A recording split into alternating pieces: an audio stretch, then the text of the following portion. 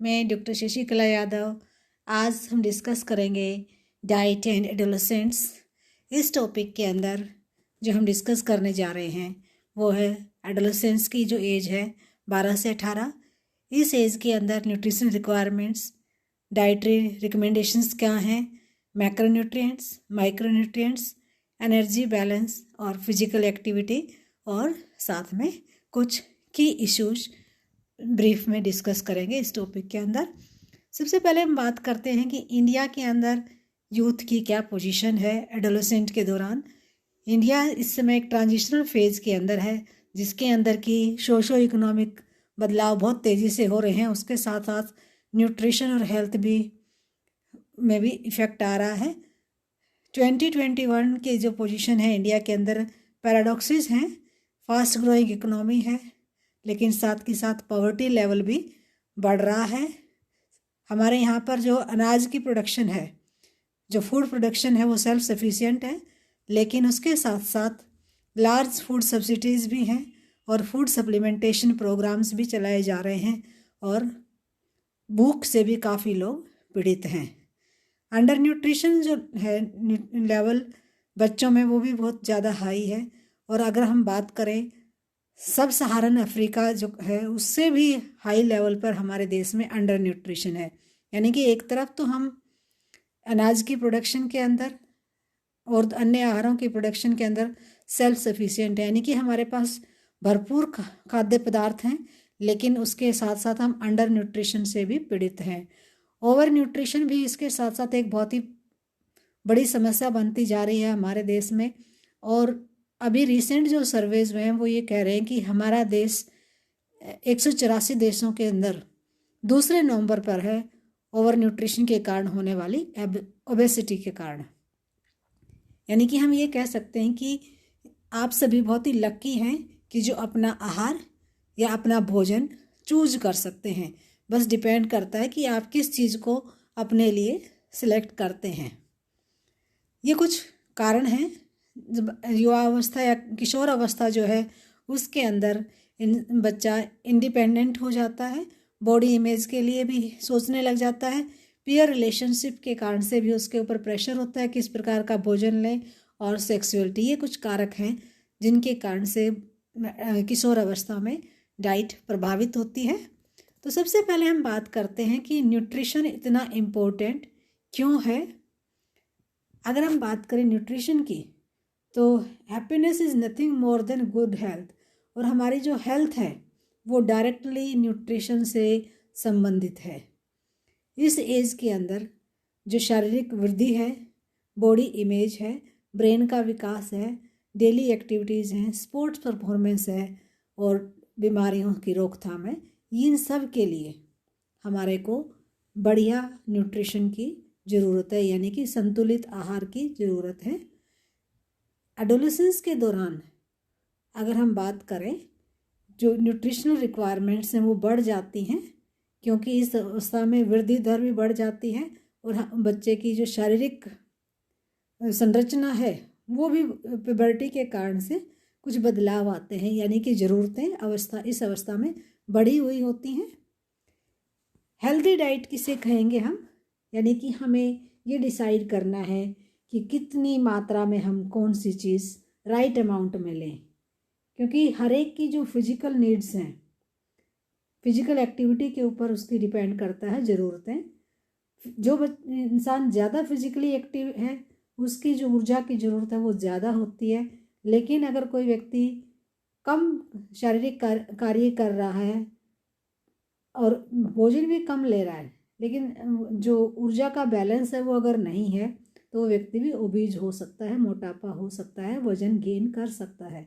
इसलिए ये कहा जाता है कि एनर्जी इनटेक जो है वो एनर्जी एक्सपेंडिचर दोनों के बीच बैलेंस होना ज़रूरी है। हेल्दी डाइट की अगर हम बात करते हैं कि भाई क्यों ज़रूरी है इस उम्र में, तो इस उम्र में लगभग 75% एडल्ट हाइट गेन होती है, 50% एडल्ट वेट भी गेन करता है किशोर अवस्था में, और 40% एडल्ट बोन मास भी एडोलेसेंस में गेन किया जाता है। इसके साथ साथ जो डिपोजिशन ऑफ मसल्स है बॉयज़ में लगभग 50% होती है। Deposition of fat in girls भी इस उम्र में ज़्यादा होता है। और उसके साथ साथ फ्यूचर अवस्था जो है, युवा अवस्था, उसके लिए हेल्दी मदर और फादर भी इसी स्टेज में प्रिपेयर होते हैं। तो इन सब के लिए यानी कि जो हेल्दी डाइट है वो बहुत ही ज़रूरी है। ईटिंग पैटर्न और जो डाइटरी बिहेवियर है एडोलेसेंट्स का, उसके बहुत से फैक्टर्स प्रभावित करते हैं। पीयर इन्फ्लुएंस यानी कि जो उसके यार दोस्त हैं, फ्रेंड्स हैं, उनका क्या प्रभाव है, किस सोसाइटी से वो बिलोंग करता है। पेरेंटल मॉडलिंग यानी कि पेरेंट्स का जो ईटिंग पैटर्न है वो किस प्रकार का है, घर में क्या माहौल है। फूड अवेलेबिलिटी, किस लोकेलिटी में वो रह रहा है, किस प्रकार का भोजन वहाँ पर उपलब्ध है। फूड प्रेफरेंसेस यानी कि जो किशोर है उसकी भोजन के बारे में क्या चॉइसेस हैं, कौन सी चीज़ उसको ज़्यादा पसंद है, कौन सी नहीं है। कॉस्ट और कन्वीनियंस, आमतौर पर इस उम्र में बच्चे कॉम्पिटिशन्स के लिए घर से बाहर रहते हैं और जो चीज़ आसानी से उपलब्ध है या आसानी से वो प्रिपेयर कर सकते हैं, जैसे कि मैगी है, तो वो उनको जो इजीली अवेलेबल है या कन्वीनियंट है वो भोजन वो तैयार कर लेते हैं। पर्सनल और कल्चरल बिलीव्स भी हैं। हमारे बहुत सारी धार्मिक आस्थाएं हैं कि ये भोजन नहीं खाना, ये भोजन खाना है, इस ओकेजन पर ये चीज़ अवॉइड करनी है, तो वो भी हमारे ईटिंग पैटर्न को इफ़ेक्ट करते हैं। उसके साथ साथ हमारा जो मास मीडिया है, डिफरेंट एडवर्टीजमेंट्स आती हैं भोजन के बारे में कि ये है आपकी हेल्दी बॉडी को हेल्दी रखेंगे, आपके मसल्स को डेवलप करेंगे। ये सब चीज़ें भी बच्चे के भोजन की चॉइसेस को प्रभावित करते हैं। और उसके साथ साथ इस उम्र में जो किशोर हैं वो अपनी बॉडी इमेज के लिए भी बड़े ही कॉन्शियस होते हैं। तो ये सब कारक हैं जो कि ईटिंग पैटर्न को प्रभावित करते हैं। हेल्दी डाइट किस प्रकार से हमारे को बीमारियों से बचाने का काम करती है।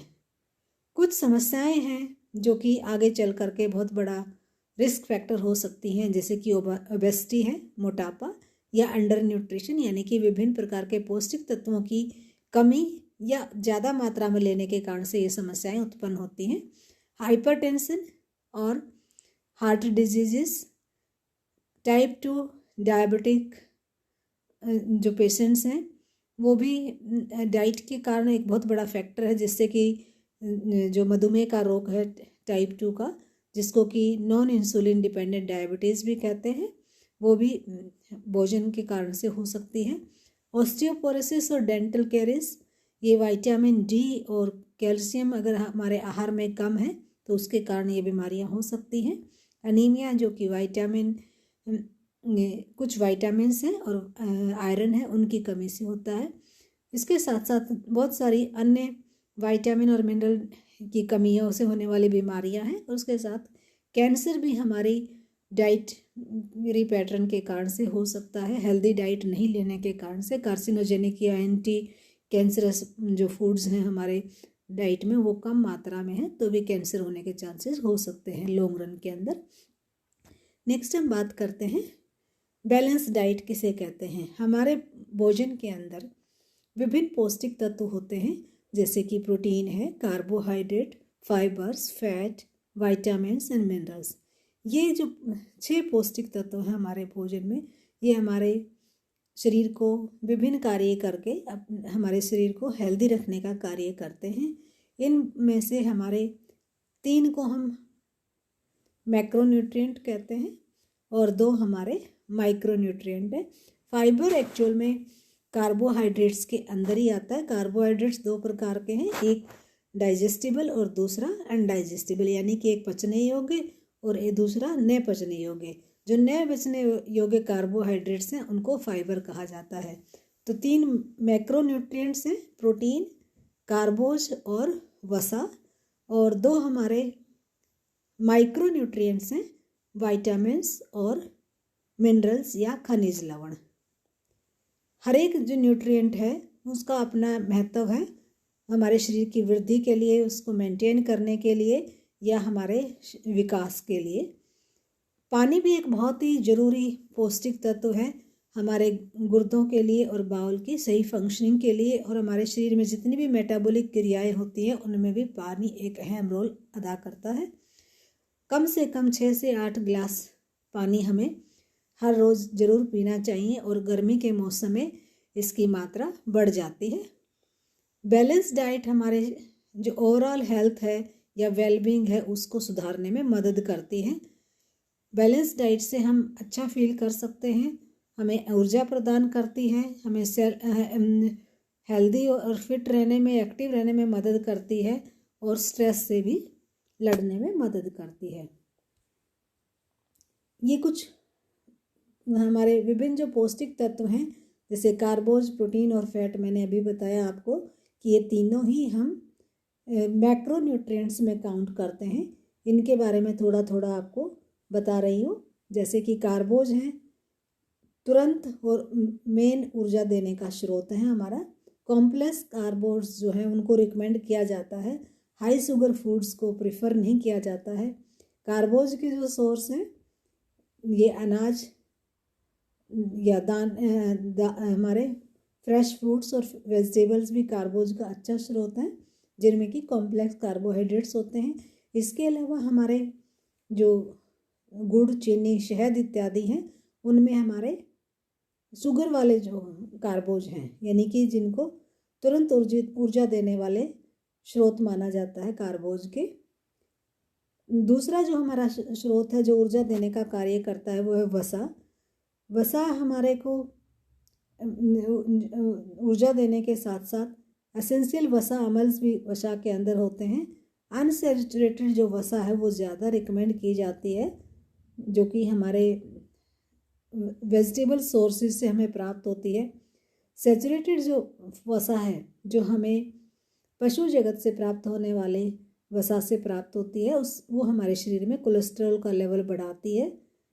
कॉटन सीड, कॉर्न, तिल ऑयल, सोयाबीन, सनफ्लावर का तेल, ये सब में लगभग 50% पॉली अनसैचुरेटेड फैट होता है, और ये हमारी सेहत के लिए बहुत ही बढ़िया होते हैं। नेक्स्ट बात करते हैं हम प्रोटीन की। प्रोटीन हमारे को बॉडी बिल्डिंग तत्व कहा जाता है।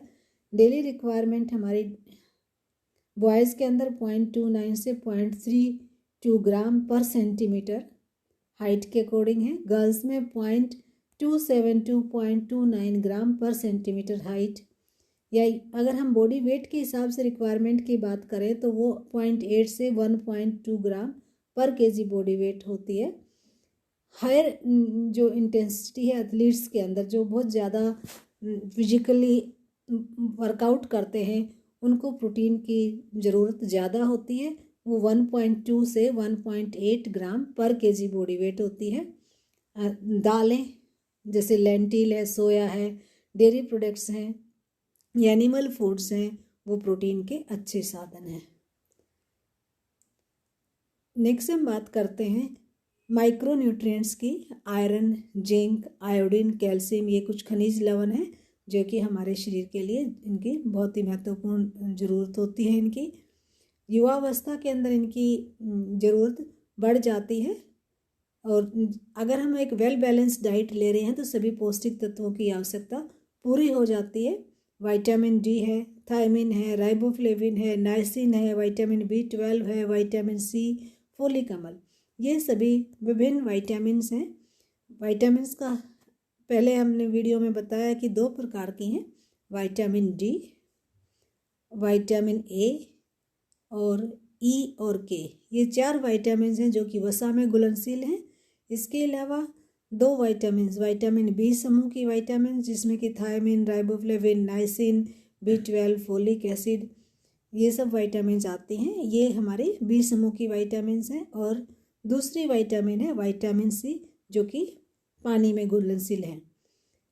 जो सोर्सेज हैं fruits, fresh milk, sprouted beans, vegetables, ये हमारे विटामिन्स और खनिज लवणों के भंडार हैं।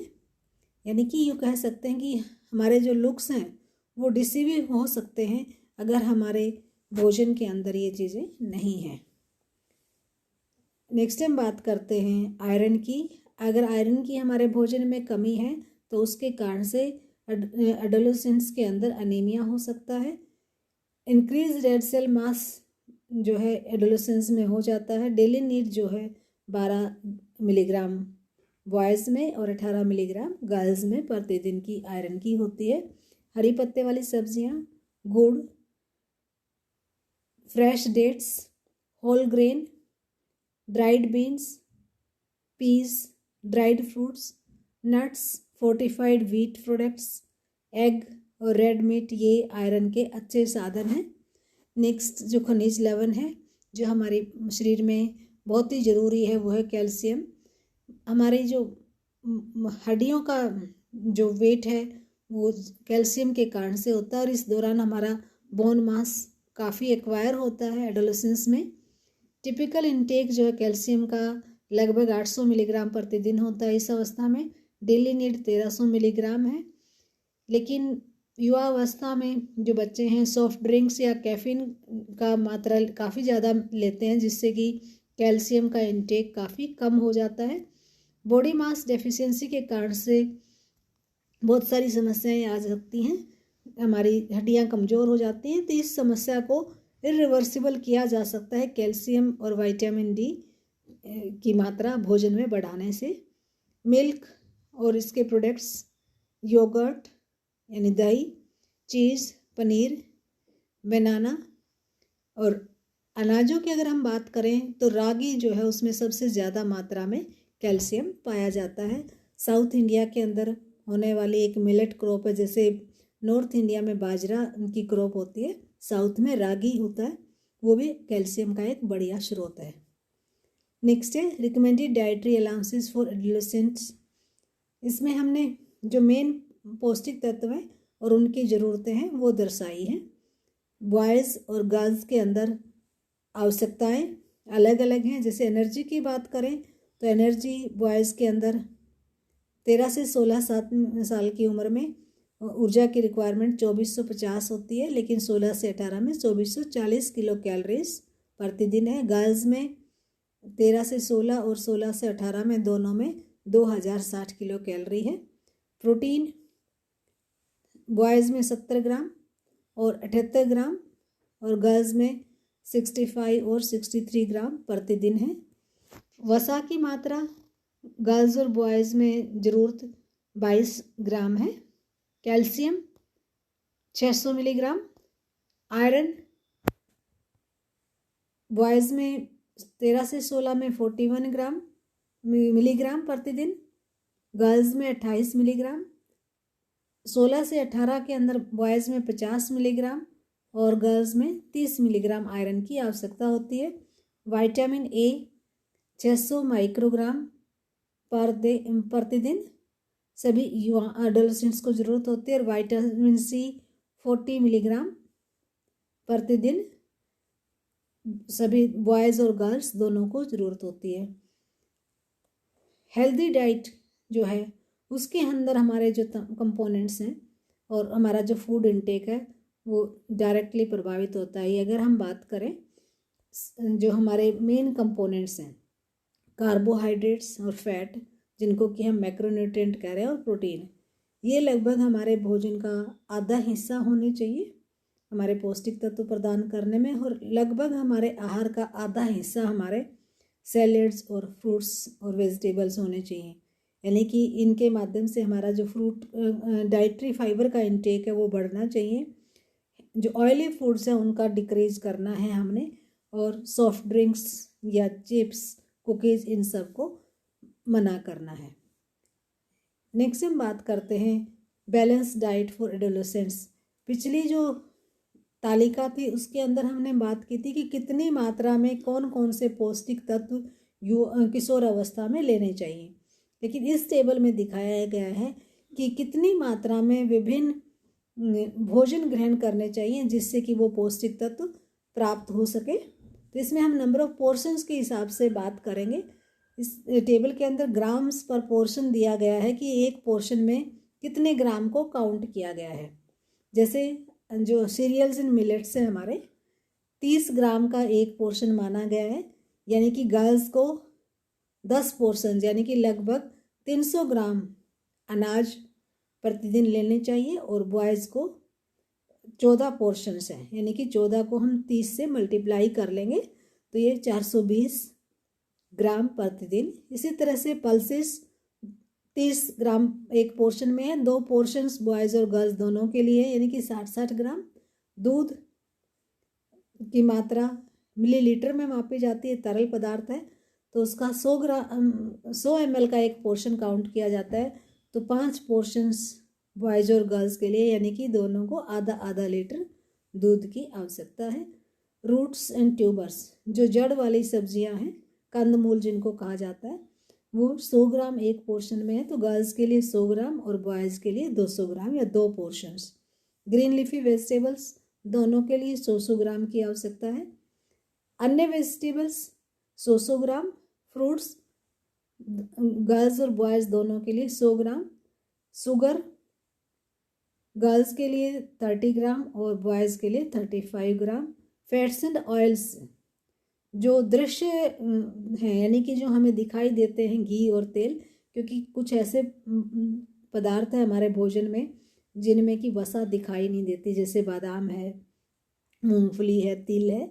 लेकिन हम यहाँ बात कर रहे हैं जो विजिबल ऑयल, जैसे हम घी, मक्खन, तेल इस्तेमाल करते हैं उनकी। तो 5 ग्राम पोर्शन उनका एक पोर्शन है।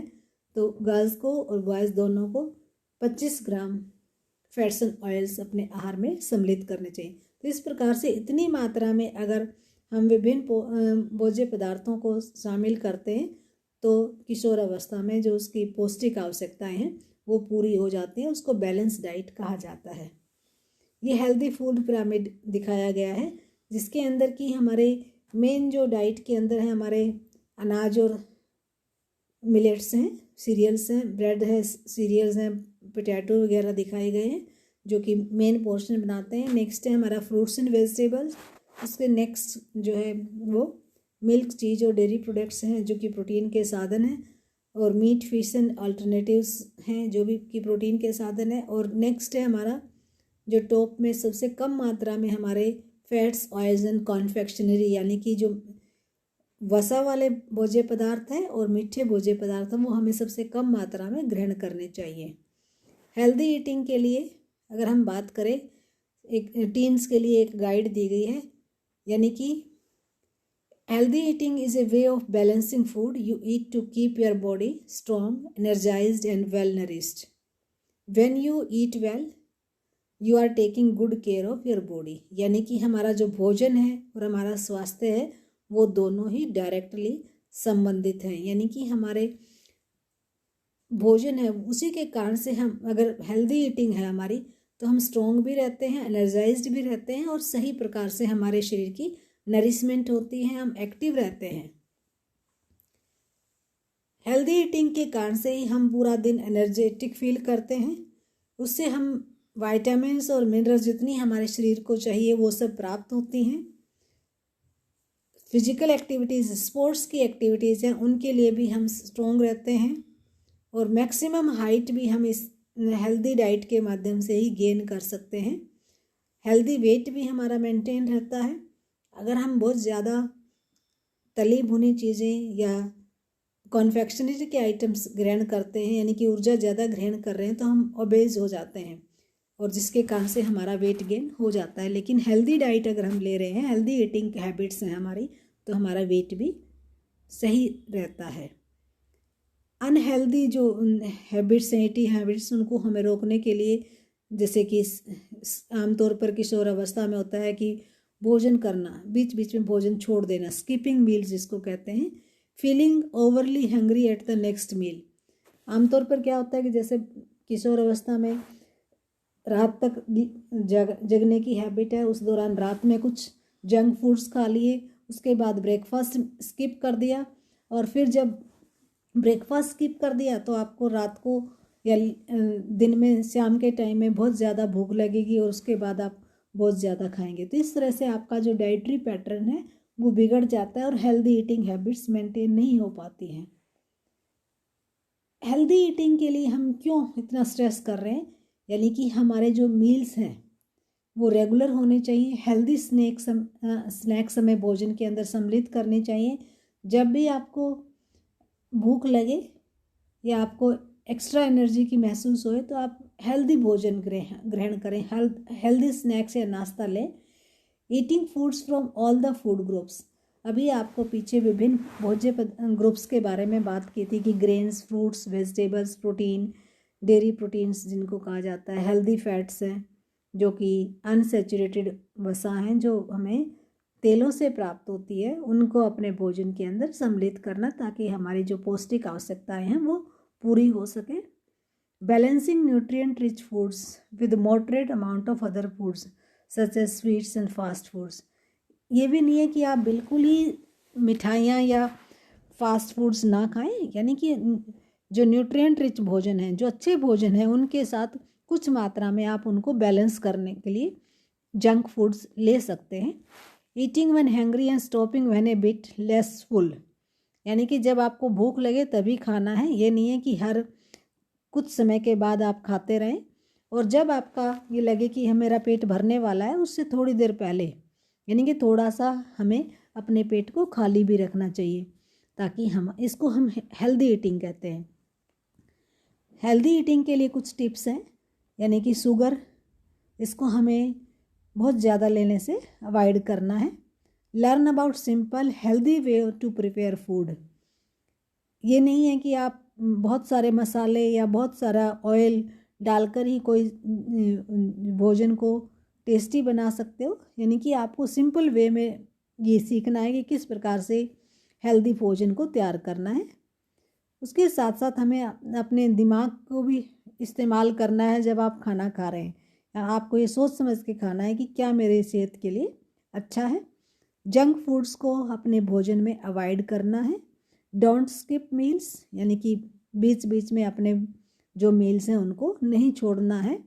और अवॉइड डाइट थिंकिंग, किशोर अवस्था में बच्चे अपनी इमेज के लिए, बॉडी इमेज के लिए बहुत ज़्यादा कॉन्शियस होते हैं और ख़ासतौर से गर्ल्स, और वो डाइटिंग करने के बारे में सोचने लग जाते हैं जो कि लॉन्ग रन में उनके लिए बहुत ही बुरे रिजल्ट लेके आती है।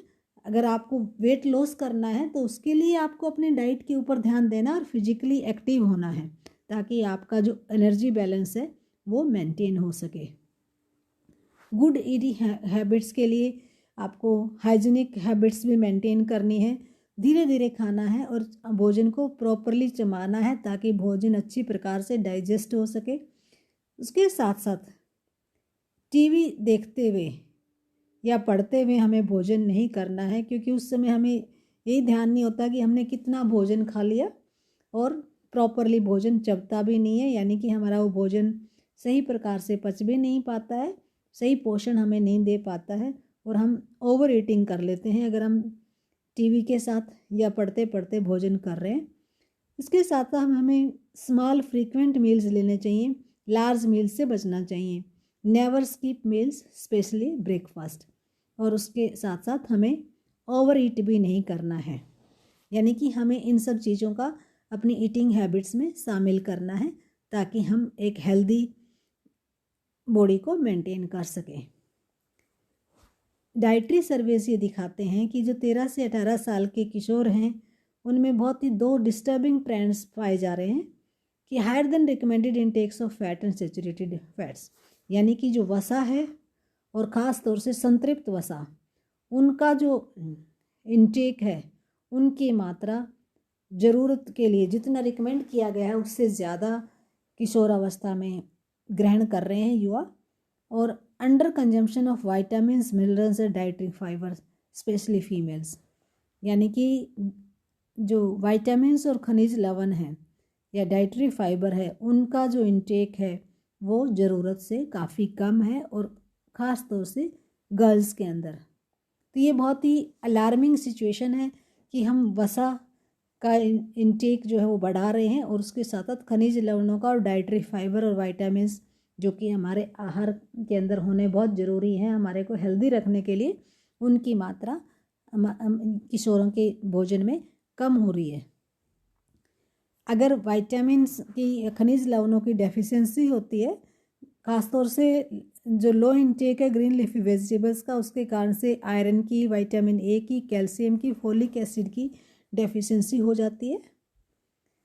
एनीमिया की जो डेफिशिएंसी है, लगभग 70% से ज़्यादा लड़कियां एनीमिया से पीड़ित पाई जाती हैं, जिसको कि आयोडीन डेफिशिएंसी एनीमिया कहा जाता है। इसके जो कॉमन लक्षण हैं वो थकान, टायर्डनेस जिसको कहते हैं, कमजोरी होना, शरीर का पीला पड़ना, चेहरे के ऊपर जो ग्लो होता है किशोर अवस्था में वो ना रहना, पेलनेस जिसको कहते हैं। कार्य करने की क्षमता भी काफ़ी प्रभावित होती है। थोड़ा सा कार्य करते ही, जो शारीरिक कार्य करते ही सांस फूल जाती है। और उसके साथ साथ जो एकेडमिक परफॉर्मेंस है, जब स्वस्थ शरीर नहीं रहता है तो कार्य करने की क्षमता कम होने के कारण से एकेडमिक परफॉर्मेंस भी प्रभावित होती है। आयरन रिच फूड्स की अगर हम बात करें तो ग्रीन लीफी वेजिटेबल्स हैं, साबुत अनाज हैं, हमारे नट्स हैं, दालें हैं, स्पेशली चना, लीवर, मीट, ये सब हमारे आयरन रिच फूड्स हैं। लेकिन आयरन रिच फूड्स की समस्या एक और भी है कि इनका जो अवशोषण है आयरन का हमारा, वो बहुत कम मात्रा में हो पाता है। तो जिस भी छात्रा को के शरीर में आयरन की कमी हो तो वीकली एक आयरन की गोली भी ली जा सकती है। और आयरन की जब आप गोली लेते हैं तो वो विटामिन सी रिच भोजन या ड्रिंक जैसे कि नींबू या संतरे के जूस के साथ लेंगे तो आयरन का अवशोषण बढ़ जाता है। नेक्स्ट, जो बच्चों के अंदर इस एज में बहुत ही ज़्यादा अपने बॉडी इमेज के लिए कॉन्शियस होते हैं, तो शरीर को शेप में रखने के लिए, keeping in shape, physical activity भोजन के साथ साथ बहुत ही ज़रूरी है। ये रिकमेंड किया जाता है कि 30 से 60 मिनट की moderate physical activity weekdays में, यानी कि 4 दिन कम से कम एक हफ्ते में करनी चाहिए। ये ज़रूरी नहीं है कि आप एक्सरसाइज कंटिन्यूसली करते हैं, इसको 10 से 15 मिनट की कुछ सेगमेंट्स में बांट करके आप बीच बीच में कर सकते हैं जब भी आपको टाइम मिले। न्यूट्रिशन और एक्सरसाइज के बारे में कुछ भ्रांतियाँ या मिथ्स हैं कि गर्ल्स को मसल्स स्ट्रेचिंग की एक्सरसाइज की ज़रूरत नहीं होती, या you can become obeys if you leave exercise, यानी कि जैसे अगर आप एक्सरसाइज कर रहे हो और उसके बाद छोड़ देते तो आप ओबीज हो जाओगे, मोटे हो जाओगे। या जो एक्सपेंसिव फूड्स हैं और विटामिन्स हैं वही हमारे शरीर की गुड हेल्थ और मशीन एक्सरसाइजेज हैं वही हमारे लिए अच्छी हैं, या हेल्थ ड्रिंक्स हैं उनका इनटेक करना बहुत ही बढ़िया है, जिससे कि हमारा न्यूट्रिशन स्टेटस बढ़िया रहेगा। ये कुछ मिथ्स हैं, यानी कि यूँ कह सकते हैं कि जो लोकल फूड्स हैं या सस्ते भोजन हैं उनके अंदर भी हमारे काफ़ी अच्छी मात्रा में पौष्टिक तत्व होते हैं, और बिना मशीन्स के भी हम एक्सरसाइज बड़े आराम से कर सकते हैं और अपने बॉडी को एक वेल मेंटेन्ड वेट के अंदर रख सकते हैं। और हेल्थ ड्रिंक्स की बजाय हम नॉर्मल भोजन ग्रहण करके भी अपने पोषण के लेवल को मेंटेन कर सकते हैं। और स्ट्रेचिंग की जो एक्सरसाइजेज हैं वो गर्ल्स के लिए ज़रूरी नहीं है, ये भी एक गलत फहमी है। गर्ल्स भी स्ट्रेचिंग की एक्सरसाइज कर सकती हैं और उन्हें करनी भी चाहिए। नेक्स्ट है टेलीविज़न एंड ओबेसिटी। आज के समय में जो युवा हैं वो भोजन करते टीवी देखते रहते हैं या बहुत समय तक टीवी के आगे बैठे रहते हैं, जिसके कारण से उनके जो स्नैकिंग की हैबिट्स हैं, जंक फूड्स की, एरेटेड ड्रिंक्स की, वो उनके कारण से वो वेट गेन करते हैं, जिसको कि हम टीवी स्टेरोल कहा जाता है। टीवी वाचिंग और फिजिकल एक्टिविटी जो है इनको हम कंबाइन कर दें, combine TV watching with physical activity like stationary bicycling और स्पोर्ट जॉगिंग, इनके साथ हम कर सकते हैं, जिससे कि हमारे जो बॉडी का वेट है वो भी मेंटेन रहे और हमारा टीवी देखने का कार्यक्रम भी पूरा हो सके। नेक्स्ट है way to reach and maintain a healthy weight, यानी कि किस प्रकार से हम अपने हेल्दी वजन को मेंटेन कर सकते हैं। Diet are not the way to go when it comes to losing weight, यानी कि सिर्फ अकेली जो डाइटिंग है वो ही एक मात्र उपाय नहीं है वजन को कम करने का, यानी कि सिर्फ डाइट के सहारे हम अपना वजन कम नहीं कर सकते। इसके लिए हमारे को टेम्परेरी रिजल्ट से मिलेंगे। अगर हमें लॉन्ग रन में रिजल्ट चाहिए तो हमें सभी जो डाइटर्स हैं वो ये कहते हैं कि अगर आप सिर्फ एक बारी बहुत ही ज़्यादा डाइटिंग करके वेट लॉस कर लेते हो और उसके बाद जब लंबे समय में के बाद आप वापस से अपनी पुरानी ईटिंग हैबिट्स के ऊपर आते हो तो उसके बाद आपका जो वज़न है वो पहले वाले से भी ज़्यादा बढ़ जाता है, जिसको कि हम यो डाइटिंग कहते हैं। Weight loss is most likely to be successful when people change their habits replacing old unhealthy ones with new and healthy behaviour. यानी कि जो आपकी ईटिंग हैबिट्स हैं जो अनहेल्दी हैं, जंक फूड्स खाने की, cold drinks, chips, cookies, cakes, pastry, pizza, pasta, इन सब की जो ईटिंग हैबिट्स है उनको हेल्दी फूड्स के साथ रिप्लेस करते हैं, तभी हमारा जो वेट है वो सही प्रकार से मेंटेन रह पाता है। Health care professional generally agree that the most effective way to loss weight is to do it gradually. यानी कि एकदम से हमें वज़न को कम नहीं करना है, हमें अपने डाइट को कंट्रोल करके वज़न को धीरे धीरे कम करना है। अगर एकदम से वेट को लॉस करते हैं बहुत कम समय में तो वो हमारी सेहत के लिए बहुत ही ज़्यादा नुकसानदायक होता है, और जैसे ही हम उस डाइट को फॉलो करना छोड़ते हैं तो हम उससे ज़्यादा मात्रा में वेट गेन करते हैं, जिसको कि यो डाइटिंग कहा जाता है। क्योंकि जब हम डाइटिंग करते हैं तो हमारा बॉडी का जो मेटाबॉलिक रेट है वो कम हो जाता है। उसके बाद जब हम नॉर्मल डाइट पर दोबारा आते हैं तो हमारा मेटाबॉलिक रेट बढ़ जाता है और हम पहले वाली अवस्था से ज़्यादा वेट गेन करते हैं, जिसको कि यो डाइटिंग इफेक्ट कहा जाता है। अब हम बात करते हैं कि कितनी मात्रा में हमें वज़न कम करना चाहिए और किस प्रकार से हमें कम करना चाहिए। तो ये जनरल रूल है कि हमें लगभग 1/2 से 1 पाउंड तक का वज़न, यानी कि लगभग 100 से 125 ग्राम वज़न प्रति वीक हमें वज़न कम करना है, जिसको हम long term loss body fats का वो प्रमोट किया जाता है। यानी कि डाइट के माध्यम से हमें धीरे धीरे वज़न को कम करना है। ये नहीं है कि हर हफ्ते हमें 2 किलो 3 किलो वज़न लॉस करना है, नहीं। 100 से लगभग 125 ग्राम तक का वज़न हम अगर प्रति वीक करते हैं तो उससे यानी कि लगभग 1 महीने में हमारा 1 किलो वज़न अगर कम करते हैं तो हम उसके रिजल्ट्स हमारे बढ़िया होते हैं, हमारी बॉडी के ऊपर साइड इफ़ेक्ट्स नहीं आते हैं। इसके लिए हमें रेगुलर फिजिकल एक्टिविटी, जिससे कि हमारी कैलोरीज बर्न होती हैं और मसल्स बिल्ड होती हैं, इन दोनों के कारण से हम अच्छा भी फील करते हैं, अच्छा दिखता है और वेट लॉस भी हमारा होता है।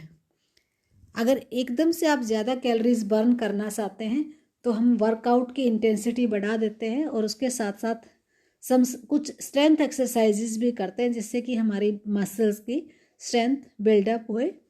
मोर muscles you have the more calories you have to burn even when you are not exercising. यानी कि जितनी ज़्यादा हमारे मसल्स डेवलप होंगी हमारे को ऊर्जा बर्न करने में ज़्यादा मदद करेंगी, क्योंकि मसल्स हमारी प्रोटीन से बनी होती हैं और जब हमारा वेट गेन होता है तो उसमें हमारे एडिपोज टिश्यूज में वसा डिपॉजिट हो जाती है, तो इस प्रकार से हमारा वज़न बढ़ता है। नेक्स्ट हम बात करते हैं कि हेल्दी वे के लिए, हेल्दी डाइट हमारा वेट मेंटेन करने के लिए कौन से 5 तरीके हैं जिनसे कि हम अपने वज़न को कंट्रोल कर सकते हैं।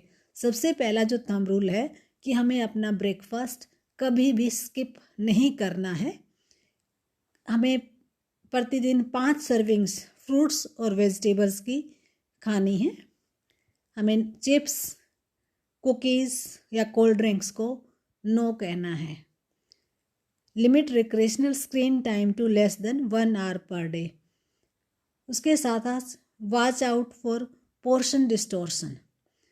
हमें जो की फैक्टर्स हैं हमारे वेट गेन करने के, वो ड्रिंक्स जो हैं, शुगर वाली मीठी जो ड्रिंक्स हैं, बेवरेजेस हैं, जैसे कि सोडाज है, जूस हैं या स्पोर्ट्स ड्रिंक्स हैं, इन सब को हमने ध्यान रखना है कि हमारे जो बॉडी जो हमारे डाइटरी पोर्शंस हैं जो डिफरेंट पोर्शंस आपको बताए गए हैं कि किस भोज्य पदार्थ की कितने पोर्शंस लेने, उनको डिस्टर्ब करने के लिए ये जो तत्व है भोज्य पदार्थ है, इनको हमें अपने डाइट में सम्मिलित नहीं करना है। और उसके साथ साथ हमें कम से कम 30 से 60 मिनट की डेली फिजिकल एक्टिविटी करनी है ताकि हम अपने वजन को मेंटेन रख सकें। आज के टॉपिक में इतना ही है। Thanks a lot for watching the video. If you like it, share it with your friends also. Thanks once again.